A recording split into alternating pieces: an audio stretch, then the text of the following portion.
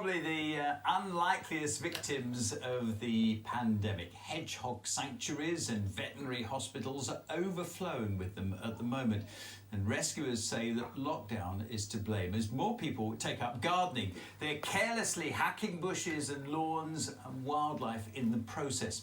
Well, this report from Becky Thomas has pictures that some may find upsetting. These were the images we showed you on Look North yesterday. Nature rebounding in the pandemic, animals becoming braver and more visible in the daytime.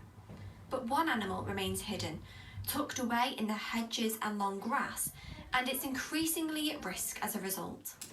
Since lockdown, rescue centres in East Yorkshire and Lincolnshire say they've seen an increase of hedgehogs with horrific and sometimes life-ending injuries. And they say people gardening more is to blame. Gardening injuries this time of year are usually bad for hedgehogs. Sadly, it seems to be on the increase, and the strimmers are the worst piece of equipment there is. The adults, they're coming in with lacerations across their heads, their legs chopped off. Most of these strimmer injuries are killers. Walter here has very definitely had a strimmer injury on top of the fact that he's very malnourished and very underweight. You can see his little nose, the skin's beginning to grow back now, but he took the skin off the end of his nose and the top of his head. All the prickles have had the top skimmed off them, as have parts of the rest of his body. He's been very, very lucky that those injuries weren't worse. Sherbet also had a badly infected strimmer injury. She's been recovering at a rescue centre in Howden and is hopefully going to be released very soon. But it's not just strimmers. Moving garden furniture and features can also have consequences.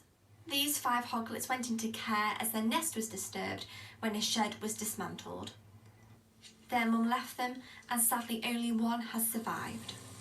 The advice from rescue centres is to check the area for hedgehogs before gardening or building. It takes just that little bit more thought. So please, I'm pleading with you. Please check for the wildlife. It really is in trouble. Well, that's the message, and what a good one. Before you start a job, be on the lookout for anything before you start the job. Some sad pictures, but some nicer ones here. Now, after our story last night about animals we've seen during lockdown, these pictures were sent to us by Tony from North Ferriby of hedgehogs and foxes. What a fantastic picture that is in his garden at North Ferriby. A 95